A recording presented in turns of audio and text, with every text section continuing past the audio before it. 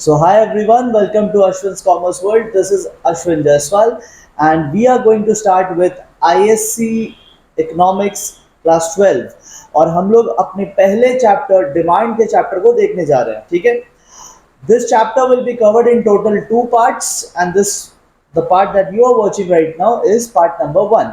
ठीक है. तो चलिए शुरू करते हैं. शुरू करने से भी पहले मैं आपको एक स्टैट्यूटरी वार्निंग दे देता हूँ. वार्निंग ये है कि आपको एक एक कॉन्सेप्ट को बहुत ध्यान से सुनना है बिकॉज काउंसिल, अगर आप देखोगे लेटेस्ट क्वेश्चन पेपर्स को, तो काउंसिल ने अपने पूरे क्वेश्चन पूछने के अंदाज को बदल दिया है. They are asking questions on every word now. पहले टॉपिक्स पे क्वेश्चन बनते थे, अब एक एक वर्ड पे जा जाके क्वेश्चन बन रहे हैं.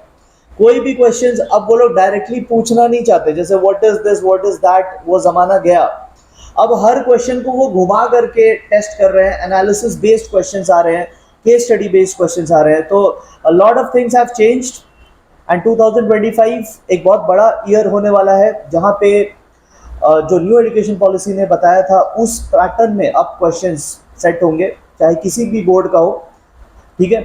सो आप बहुत ध्यान से सुनिएगा बिकॉज एक एक word is now important for your exam. सबसे पहले टॉपिक हम लोग जो डिस्कस कर रही है, आपके बुक के इंट्रोडक्शन में दिया हुआ है कि कोई भी गुड्स का प्राइस क्यों होता है, या फिर ऐसे कौन से गुड्स है जो प्राइस कमांड करते हैं या प्राइस मांगते हैं. सो लेट अस सी पहले गुड्स होते कितने टाइप के. गुड्स टोटल दो टाइप्स के होते हैं. जो पहला कैटेगरी ऑफ गुड्स है वो फ्री गुड्स है, नेचर में ऐसे ही अवेलेबल है, जैसे फॉर एग्जांपल एयर. ठीक है. और सेकंड जो टाइप ऑफ गुड्स है उसे हम इकोनॉमिक गुड्स कहते हैं, जिसे हमें प्रोड्यूस करना पड़ता है. तो पहले वाले ऐसे ही अवेलेबल होते हैं, दूसरे वाले को हम लोग प्रोड्यूस करते हैं, फॉर एग्जांपल कार. ठीक है. अब दोनों ही यूजफुल है. एयर हम लोग ब्रीदिंग के लिए यूज करते हैं, कार हम लोग ट्रैवलिंग के लिए यूज करते हैं. दोनों ही यूजफुल है, बट फिर भी दोनों में एक डिफरेंस है. पहला वाला जो है वो अबंडेंस में मौजूद है, लेकिन दूसरा वाला जो है वो स्कैर्सिटी में है. कार की एक लिमिटेड अमाउंट ऑफ प्रोडक्शन ही हो सकती है, क्योंकि कार को बनाने के लिए जो रिसोर्सेज लगते हैं वो स्कैर्सिटी में है. जबकि हवा अबंडेंस में है, इसकी कभी भी स्कैर्सिटी नहीं होगी. ठीक है. ये नेचुरली हमारे एटमॉस्फेयर में मौजूद होता है. सो पहले वाले का अगर आप देखोगे तो यूजफुल तो है, लेकिन जो सेकंड कंडीशन है स्कैर्सिटी, स्कैर्सिटी वहां पे नहीं आई. कार के हिसाब से देखा जाए तो यूजफुल ये भी है, और सेकंड कंडीशन जो है स्कैर्सिटी, स्कैर्सिटी की बात यहां पे आती है. तो प्राइस सिर्फ उन्हीं चीजों का हो सकता है जिसमें दो कंडीशंस मैच हो जाए. Number 1, it should be useful. Useful तो दोनों है, but number 2, it should be in scarcity. तो स्कैर्सिटी में कौन है? ओनली कार है. देयरफॉर प्राइस किसका होगा? दोनों कंडीशन जहां मैच करेंगे उसका होगा. जहां दोनों कंडीशन मैच नहीं हुए उसका कोई प्राइस नहीं होता है. ठीक है. कौन से दो कंडीशन है? Usefulness and scarcity. तो यूजफुलनेस भी है कार का, स्कैर्सिटी में भी है, देयरफॉर उसका प्राइस होगा. एयर यूजफुल तो है बट अनफॉर्चुनेटली स्कैर्सिटी में नहीं है. इनफैक्ट फॉर्चुनेटली भी बोलना चाहिए, स्कैर्सिटी में नहीं है, तो उसकी कोई प्राइस नहीं होती है. ठीक है. तो ये आपके इंट्रो में दिया हुआ था, मैंने आपको एक बार समझा दिया. नेक्स्ट हम लोग देखते हैं कि डिमांड का डेफिनेशन क्या है, या डिमांड को डिफाइन कैसे करेंगे. तो देखो, डिमांड को जब भी आप डिफाइन करने जाओ ना, तो आपको 3-4 इंपॉर्टेंट बातें इसमें बोलनी होती है. क्या होता है डिमांड? सबसे पहले तो बायर डिमांड करता है, we consumers, we demand products. और डिमांड का मतलब क्या होता है? हम लोग एक स्पेसिफिक अमाउंट ऑफ क्वांटिटी खरीदना चाहते हैं. जैसे मान लो एक पर्सन है जो शुगर खरीदना चाहता है, तो कितना शुगर वो खरीदना चाहेगा? 5 kgs खरीदना चाहेगा, मतलब डिजायर है. ठीक है. तो 5 kgs ऑफ शुगर उसके उसे क्या है? डिजायर है. बट साथ में आपको बहुत इंपॉर्टेंटली दो बात और बोलनी पड़ेगी. आपको प्राइस भी बोलना पड़ेगा. लेट्स से वो खरीदना जो चाहता है, वो शुगर की प्राइस है 30 रुपीज. 1 kg का प्राइस है 30 rupees and he wants to buy 5 kg. And आपको पीरियड ऑफ टाइम भी मेंशन करना पड़ेगा, जैसे कि month of April, month of April. तो जब आप ये 4-5 बातें एक साथ बताओगे ना, तो फिर आपका डिमांड का डेफिनेशन कंप्लीट होगा. बहुत बच्चे क्या सोचते हैं ना, डिमांड का मतलब बस quantity, quantity we want to buy. नहीं, क्वांटिटी तो होगा, बट क्वांटिटी के साथ साथ देखो क्वांटिटी तो होगा, बट क्वांटिटी के साथ साथ आपको प्राइस एंड टाइम का भी मेंशन करना है, ठीक है। It is not just the quantity we want to buy, it is not just the quantity we desire to buy, it is the quantity we desire to buy. At the same time we have to mention at what price we want to buy that quantity, in which period of time we want to buy that quantity. तो जब आप ये तीनों information दे देते हैं ना, ठीक है, when you give all these three information कि आप क्वांटिटी कितना खरीदना चाहते हैं, किस दाम पे खरीदना चाहते हैं और किस टाइम पे खरीदना चाहते हैं मतलब डिजायर है, ठीक है, तो देन आपका डिमांड का डेफिनेशन कंप्लीट होता है। अच्छा, सिर्फ डिजायर बस ऐसे ही ख्वाब देखने से हो जाएगा क्या? डिजायर मतलब क्या होता है? डिजायर मतलब तो विश होता है। क्या डिजायर अकेले होने से हो जाएगा? नो, आपका जो विश है that should be backed up with the ability to purchase, मतलब आपके पास रिसोर्सेज भी होने चाहिए।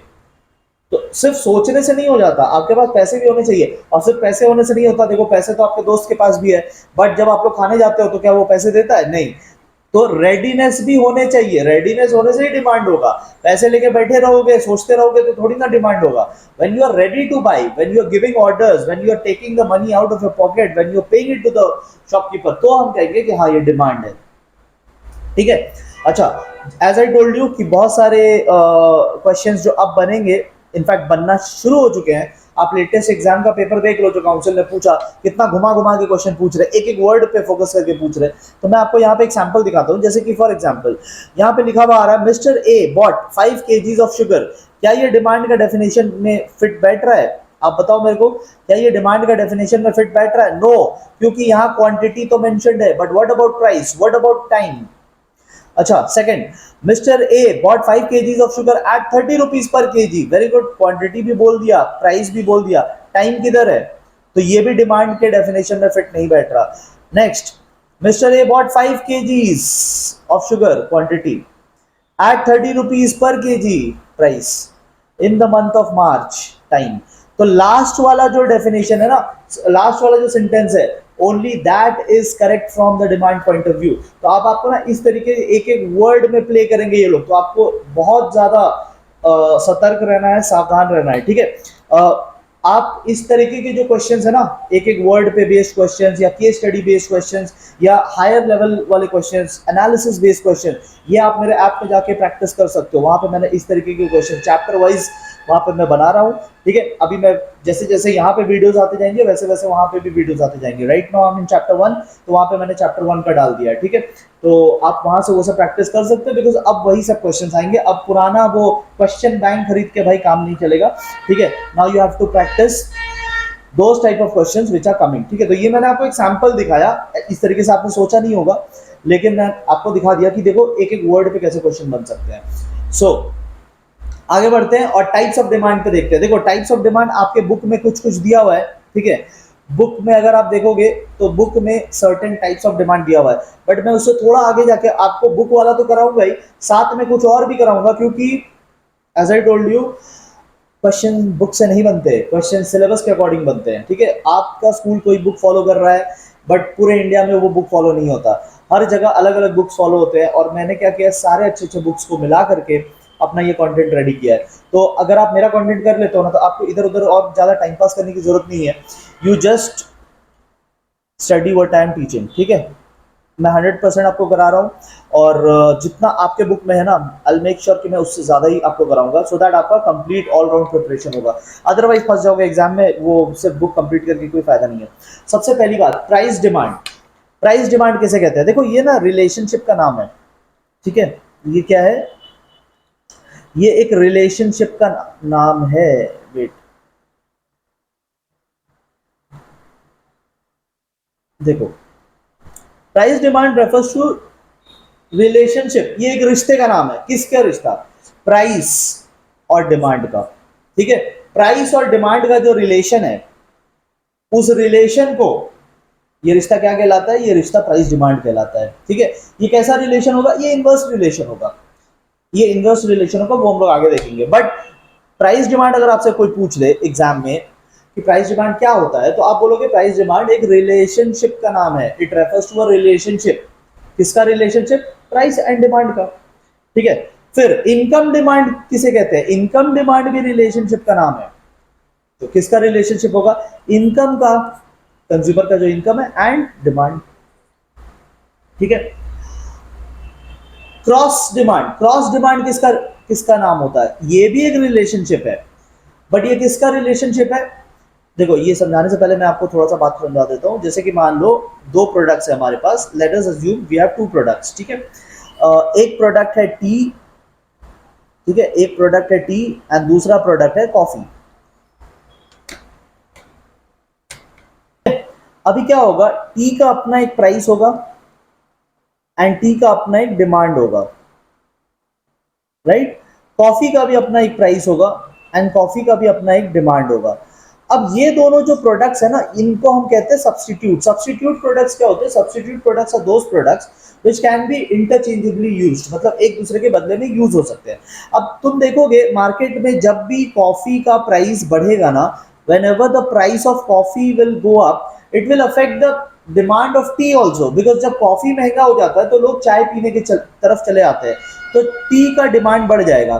तो आप देखोगे इनमें ना क्रॉस कनेक्शन है। अगर चाय का डिमांड, सॉरी, चाय के अगर प्राइसेस बढ़ेंगे ना, तो आप देखोगे लोग कॉफी ज्यादा पीना शुरू कर देंगे। ठीक है। तो इसमें भी एक क्रॉस कनेक्शन है। तो इसे हम कहते हैं क्रॉस डिमांड। जब एक का प्राइस दूसरे के डिमांड को इफेक्ट करता है, तो इनके बीच का जो रिलेशन है ना, it can be direct relation, it can be inverse relation also. दोनों साथ साथ में भी चल सकते हैं, उल्टा उल्टा भी चल सकते हैं, बट जो दोनों का जो रिश्ता है उस रिश्ते को कहेंगे क्रॉस डिमांड। ठीक है। देखो क्रॉस बन गया ना वहां पे, देख रहे हो यहाँ क्रॉस बन गया, तो इसे हम कहते हैं क्रॉस डिमांड। ठीक है। व्हेन प्राइस, यहाँ पे देखो क्या लिखा है, रिलेशनशिप का नाम है, किसका relationship? Demand of one goods and price of other related goods, किसी भी तरीके से रिलेटेड हो सकते हैं। ठीक है। तो ये हुआ first three definitions, types of demand में। नेक्स्ट आता है जॉइंट डिमांड। ध्यान से सुनना, जॉइंट डिमांड किसे कहते हैं? Joint demand are demand of those goods which are jointly demanded या फिर जॉइंटली यूज। ऐसे बहुत सारे गुड्स है, जैसे मैंने यहाँ पे एग्जांपल दिया है, अगर आपको चाय बनाना है तो you will need sugar and milk, sugar and milk साथ में लगेंगे, तो उन दोनों के डिमांड को हम लोग कहेंगे जॉइंट डिमांड। या पेन और ink, car and petrol, bread and butter, बहुत सारे एग्जांपल हो सकते हैं। कोई भी ऐसी चीज है जो साथ में यूज होती है, साथ में यूज होने वाली चीजों के डिमांड को जॉइंट डिमांड कहेंगे। Printer and ink, printer without ink wastage है, इंक विदाउट प्रिंटर वेस्टेज है, दोनों साथ में ही यूज हो सकते हैं, तो उसे हम कहते हैं जॉइंट डिमांड। ठीक है। कॉम्पोजिट डिमांड, कॉम्पोजिट डिमांड क्या होता है? ऐसा गुड्स जो मल्टीपल रीजन से डिमांड होता है, जैसे electricity, electricity, lighting, fan, cooling, AC, washing machine, TV, हर चीज के लिए यूज हो रहा है, मोबाइल चार्जिंग, तो मल्टीपल पर्पस के चलते जिनका डिमांड होता है उनके डिमांड को हम क्या कहते हैं? We call it composite demand. तो इलेक्ट्रिसिटी का demand composite demand. Milk, milk से पनीर भी बनता है, मिल्क से दही भी बनता है, मिल्क से नॉर्मली भी लोग ऐसे ही मिल्क पीते हैं, तो मिल्क के भी काफी सारे यूजेस है, तो उसे भी हम कहेंगे कॉम्पोजिट डिमांड। स्टील, स्टील को भी कहेंगे कॉम्पोजिट डिमांड। आइए नेक्स्ट हम लोग डिस्कस करते हैं डिराइव डिमांड या डायरेक्ट डिमांड। ठीक है। देखो डायरेक्ट डिमांड क्या होता है? जो प्रोडक्ट हमारे वांट्स को डायरेक्टली सेटिस्फाई करे। ठीक है। Product that satisfies our want directly, जैसे कि हमें कपड़े चाहिए थे तो कपड़े खरीद लिए, वो हो गया डायरेक्ट डिमांड, हमने सीधा कपड़ा डिमांड किया। अगर मुझे कोई बुक चाहिए तो मैं सीधा जाके शॉपकीपर से बुक डिमांड करूंगा, वो होता है डायरेक्ट डिमांड। बट इसका उल्टा एक और होता है डिराइव डिमांड। डिराइव डिमांड क्या होता है? डिराइव डिमांड में हम लोग मेन प्रोडक्ट को नहीं डिमांड करते, हम लोग मेन प्रोडक्ट से रिलेटेड कोई और चीज को डिमांड करते हैं। फॉर एग्जांपल, अगर मुझे हाउस चाहिए, अगर मुझे हाउस चाहिए तो मैं सीधा हाउस थोड़ी खरीद लेता हूं, मैं हाउस बनाने के लिए जो ब्रिक्स लगेगा, जो सीमेंट लगेगा, उन सबको पहले अरेंज करवाता हूं, तो उससे फिर हाउस बन जाएगा। तो सीमेंट, ब्रिक्स, वुड, इन सब के डिमांड को क्या कहेंगे? जो सीमेंट का डिमांड होगा, जो सीमेंट का डिमांड होगा, वो डिराइव डिमांड होगा, क्योंकि सीमेंट का अपना कोई काम नहीं है, सीमेंट किसी और प्रोडक्ट में जाकर लगेगा। समझ में आई? अगर मुझे टेबल चाहिए तो टेबल के लिए मैं वुड खरीद रहा हूं, तो वो वुड का डिमांड क्या होगा? वो वुड का डिमांड होगा डिराइव डिमांड। टेबल का डिमांड इज डायरेक्ट, जो मेन प्रोडक्ट होता है उसका डिमांड डायरेक्ट होता है, और मेन प्रोडक्ट को बनाने के लिए जो जो चीजें लगती है उन्हें हम कहते हैं डिराइव डिमांड। तो डिराइव डिमांड वाले प्रोडक्ट, डिराइव डिमांड वाले प्रोडक्ट इन दी एंड जाके मेन प्रोडक्ट में जुड़ जाते हैं। नेक्स्ट आता है ऑल्टरनेटिव डिमांड। जब हमारे वांट्स डिफरेंट ऑल्टरनेटिव या डिफरेंट ऑप्शंस ऑफ प्रोडक्ट से फुलफिल हो सकते हैं, तो उसे हम कहेंगे डिराइव ऑल्टरनेटिव डिमांड। जैसे कि फॉर एग्जांपल अगर हमें फूड चाहिए, इफ वी वांट फूड, तो फूड तो बहुत तरीके के होते हैं, ठीक है। तो आप कोई भी ऑल्टरनेटिव में जा सकते हो, you can have fruits, you can have proper meal, you can have some starters, आप कुछ भी खा सकते हैं, ठीक है ना, बहुत सारे जहां ऑप्शंस होते हैं। तो वैसे प्रोडक्ट्स के डिमांड को हम लोग कहते हैं ऑल्टरनेटिव डिमांड, ठीक है, मतलब ये भी चलेगा, वो भी चलेगा, सब चलेगा। नेक्स्ट आता है देखो कॉम्पिटिटिव डिमांड। कॉम्पिटिटिव डिमांड किसके कहते हैं? जब प्रोडक्ट्स आर क्लोज्ड सब्स्टिट्यूट्स। जब प्रोडक्ट्स क्लोज सब्स्टिट्यूट्स होते हैं ना, जैसे टी एंड कॉफी, तो टी एंड कॉफी में अब क्या है ना कि कोई पर्सन दोनों एक साथ तो कंजम्पशन नहीं करेगा, ठीक है। अगर बारिश का महीना है और मुझे गरम गरम कुछ हॉट ड्रिंक्स पीने का मन है, तो मैं चाय और कॉफी दोनों थोड़ी ना पी लूंगा, या कोई भी नॉर्मल इंसान जिसकी खिसकी नहीं है, तो वो नॉर्मल इंसान एक ही प्रोडक्ट में जाएगा। सो अगर उस, और जनरली कंज्यूमर्स कैसे डिमांड करते हैं? जो सस्ता होता है वो डिमांड करते हैं, rational consumers will go for lower price. तो अगर टी मिल रहा है तो फिर वो कॉफी छोड़ देगा, और अगर कॉफी बेटर मिल रहा है तो फिर वो टी छोड़ देगा। तो टी एंड कॉफी, इन दोनों की क्या हो रही है आपस में? कंपटीशन। कंपटीशन में तो एक ही जीतता है ना, तो इसे हम कहते हैं कॉम्पिटिटिव डिमांड। जब दो गुड्स क्लोज सब्स्टिट्यूट होते हैं और एक दूसरे से लड़ाई है उनकी, तो उसे हम कहेंगे कॉम्पिटिटिव डिमांड, ठीक है। नेक्स्ट आता है x anti demand. X anti, कुछ टीचर्स ना इसे एक्स एंट भी कहते हैं। देखो हमारे टीचर्स ने जब पढ़ाया था तो हमें एक्स एंटी बोल के पढ़ाया था, हम बचपन से यही बोल रहे हैं, ठीक है। तो आप देख लेना, इंग्लिश से उतना मतलब नहीं है, एग्जाम में लिख कर आना है। एक्स एंटी डिमांड किसे कहते हैं? एक्स एंटी डिमांड मतलब आपने कितना खरीदने का सोचा है। होता है ना, लोग मार्केट जब जाते हैं, शॉपिंग करने जब जाते हैं, तो सोच के जाते हैं कि 2 जोड़े कपड़े लेने हैं, ठीक है, और जब घर आते हैं तो 5 जोड़े कपड़े लेकर के आते हैं। तो 2 जोड़े आप सोच कर गए थे ना, टू पेयर आप सोच कर गए थे। जब आपने ये सोचा था कि आप 2 जोड़े कपड़े खरीदोगे, तो वो होता है एक्स एंटी डिमांड, कि आप सोच क्या रहे हैं, ठीक है। इस आपका विलिंग टू बाई क्या है, मतलब क्या प्लान है आपका खरीदने का। और एक्चुअली में आपने 5 खरीदा, वो एक्चुअली वाले को बोलते हैं एक्सपोस्ट डिमांड। एक्सपोस्ट का मतलब होता है कि अमाउंट ऑफ क्वांटिटी जो आपने एक्चुअली बाई किया, ये कीवर्ड है, ठीक है।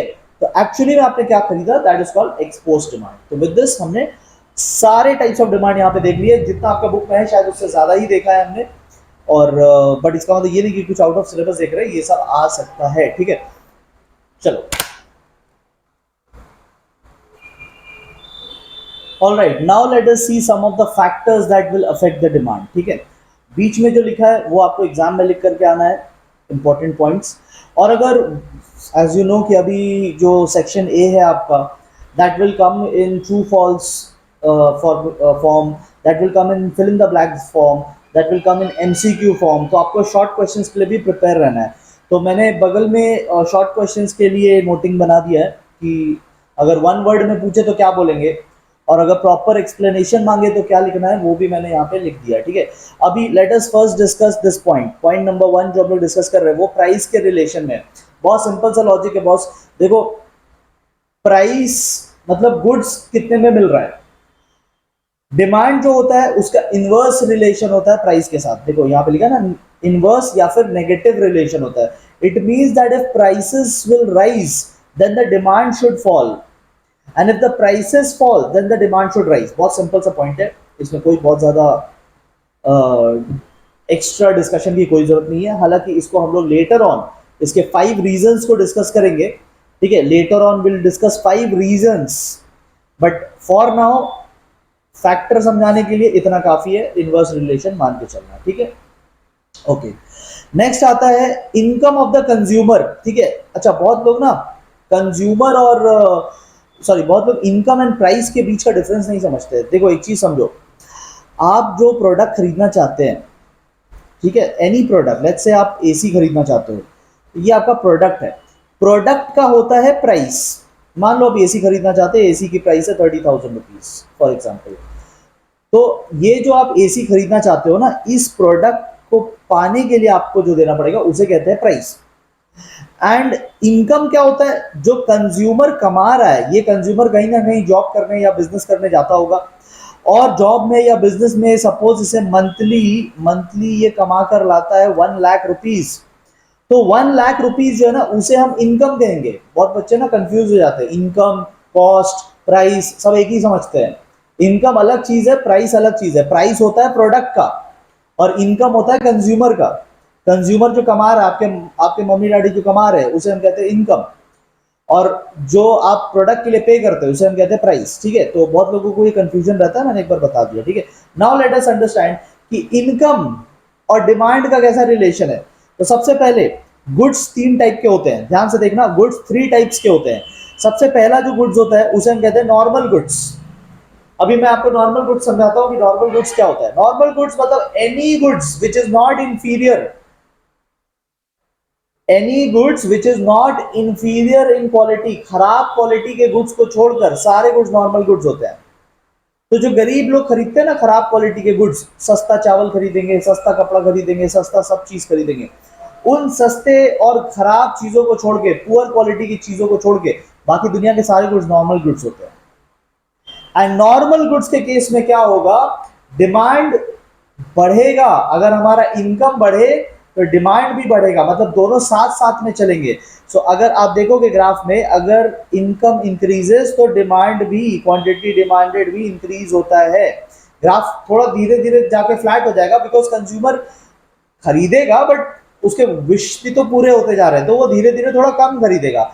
तो ऐसे बनेगा आपका नॉर्मल गुड्स।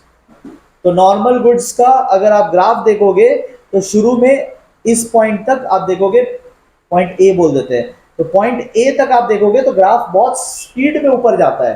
पॉइंट ए के बाद वो थोड़ा स्लो डाउन हो जाता है, मतलब फिर भी आगे जा रहा है, फिर भी आगे जा रहा है। लेकिन बात यह है कि कंज्यूमर के काफी सारे विश या डिमांड पूरे हो चुके हैं, तो अब वो थोड़ा थोड़ा खरीदेगा।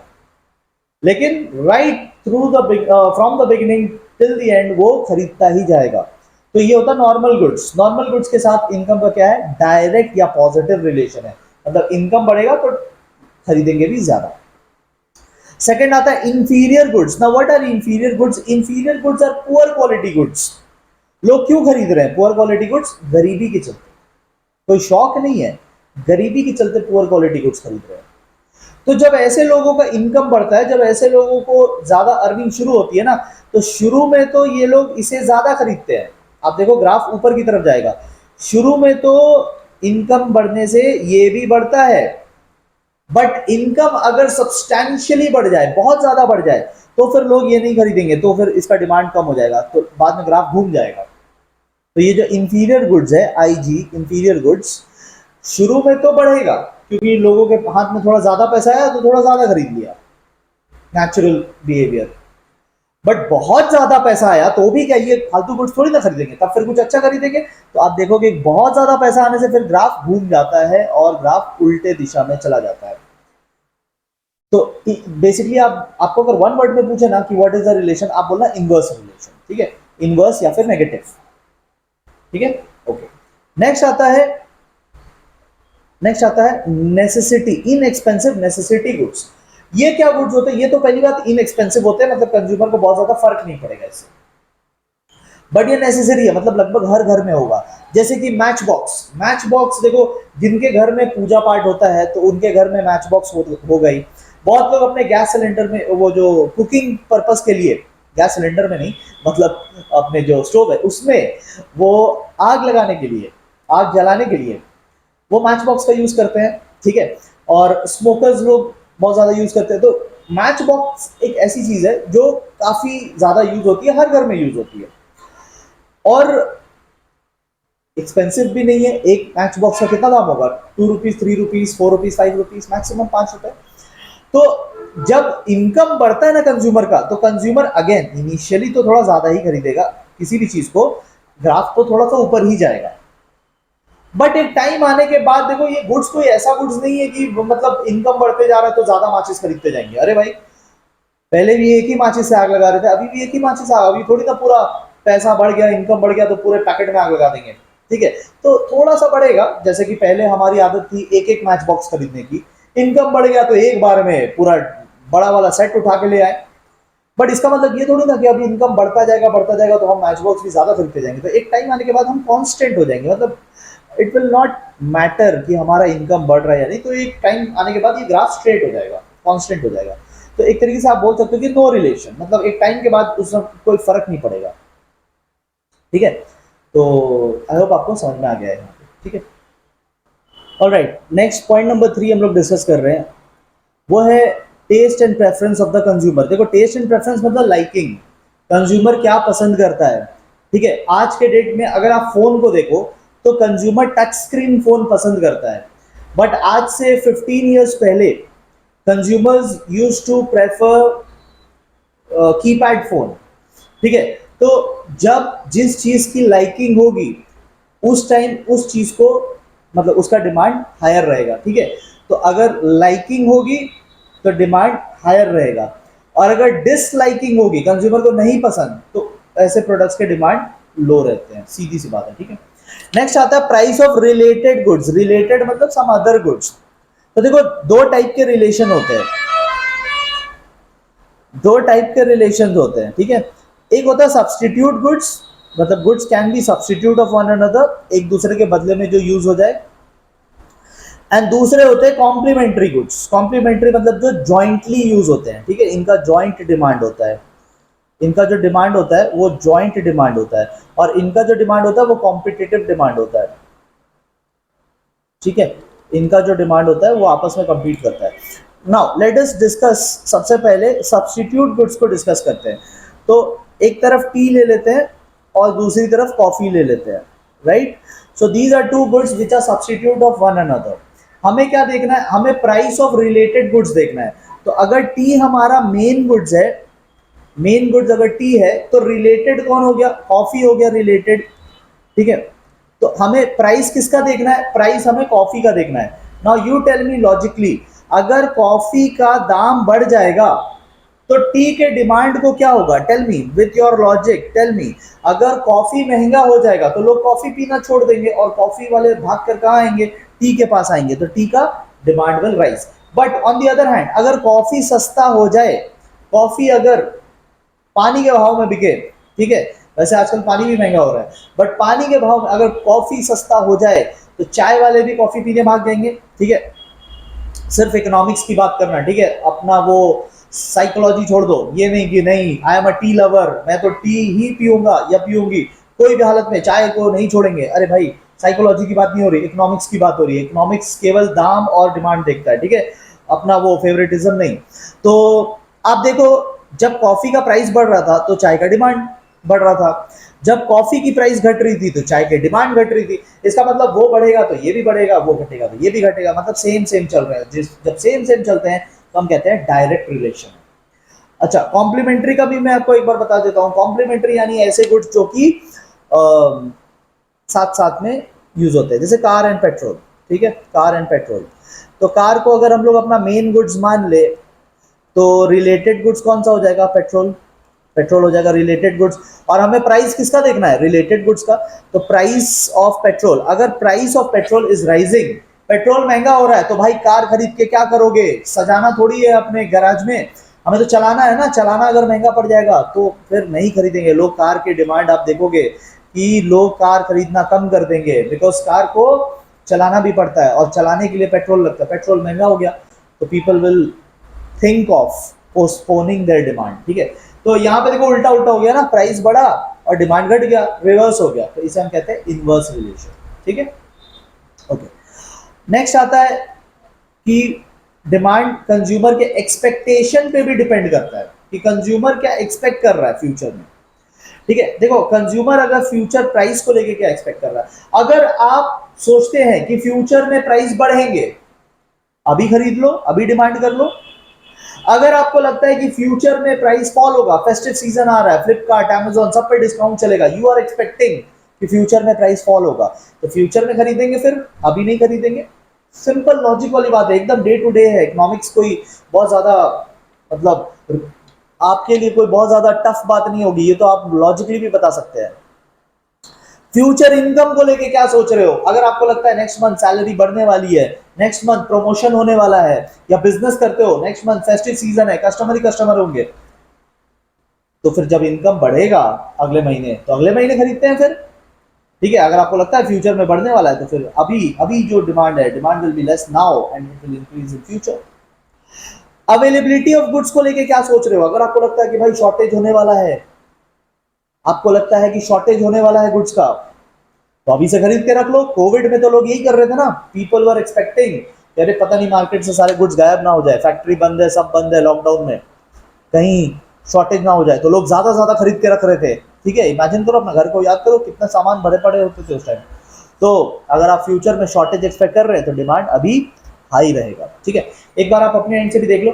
ये सब है फैक्टर्स अफेक्टिंग इंडिविजुअल डिमांड। आप देखो ऊपर में लिखा हुआ ना इंडिविजुअल डिमांड, यहाँ पे भी इंडिविजुअल डिमांड, इंडिविजुअल यानी कि एक पर्सन का डिमांड। तो ये सारे जो फैक्टर्स हमने देखा, ये एक कंज्यूमर की डिमांड को इफेक्ट करता है। ठीक है, अभी हम लोग इसके बाद फिर मार्केट डिमांड भी देखेंगे। Now let us see those factors which affect the entire market demand. मैं आपको इंडिविजुअल और मार्केट अलग अलग क्यों समझा रहा हूँ, क्योंकि आपको शॉर्ट क्वेश्चन में पूछ सकते हैं वो लोग।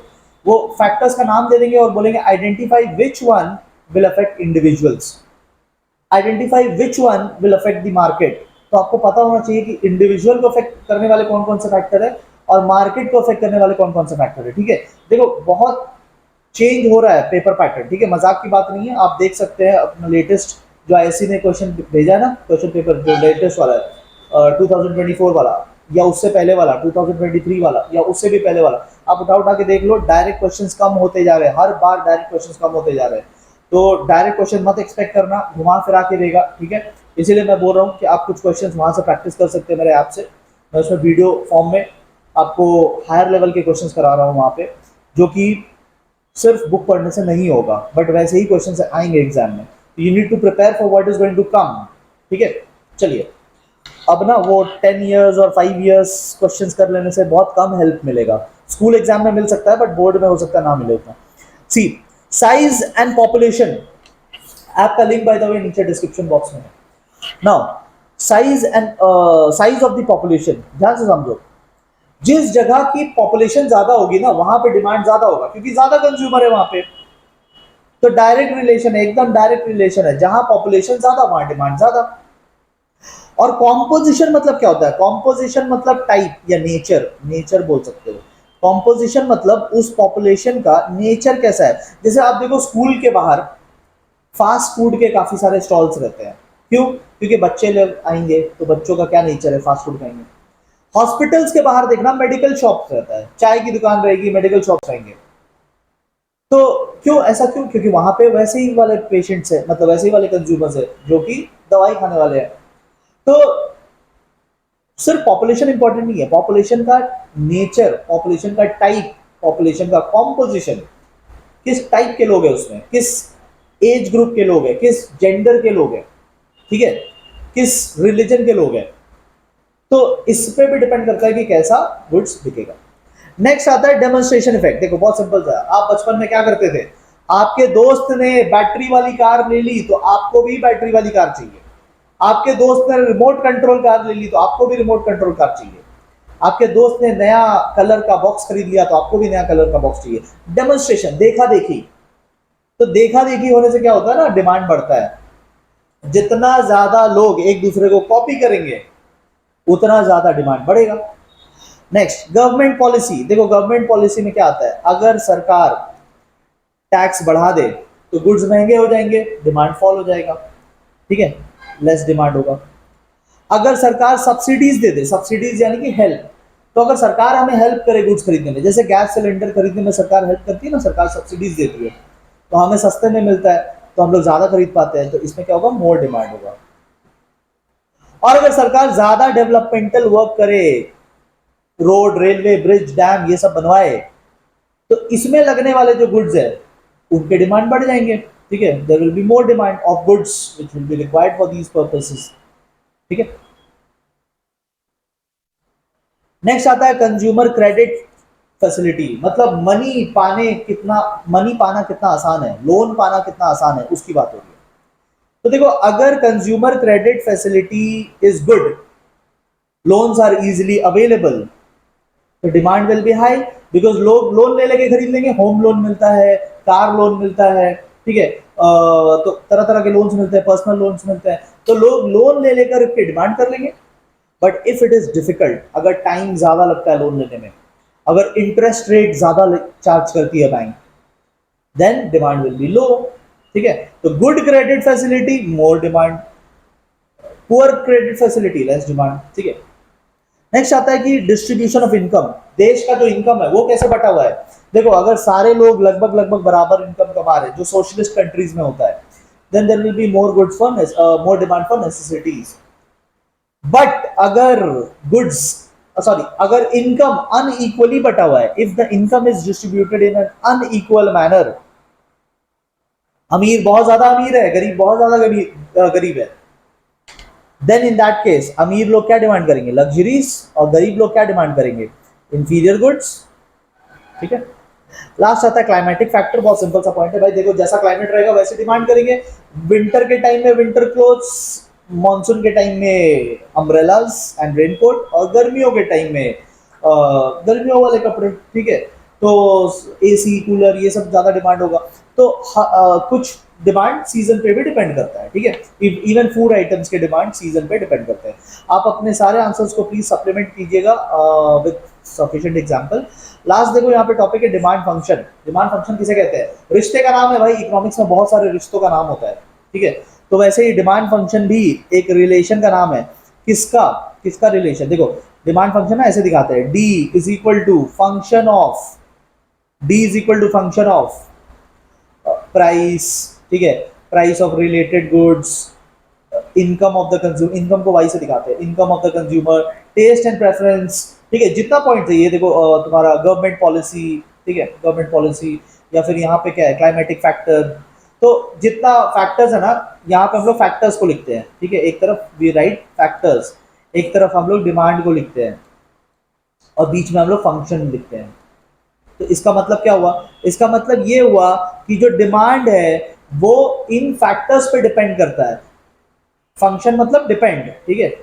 Demand depends on what, these factors, price, income, price of related goods, taste and preference, government policy, climatic factor and so on and so forth, बहुत सारे फैक्टर्स। तो it is a mathematical expression. देखो ये मैथमेटिकल एक्सप्रेशन है, maths आ गया भाई।